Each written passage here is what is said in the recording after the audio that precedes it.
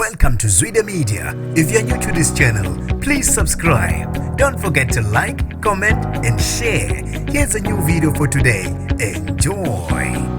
Kushone abantu ababili kwathi ababili balimala kabe engozini enyantisayo ngesikhathi kutholana phezulu amatraki ku-R34 phakathi kweNewcastle kanye ne-Utrecht. Nginibingelele ngiphinde nginamukele kuphinda kuphi lanibolo khona le video. Mangoqala usijonele likhasi wamilekele igama lami ngosibonga konke wakandwando mothanda ungangibiza intatheli ka-YouTube. Kushone abantu ababili KwaZulu-Natal kwathi ababili balimala kabi kwisiphihli sengozi ngesikhathi kutholana phezulu amatraki amabili phakathi kweNewcastle kanye ne-Utrecht ku-R34.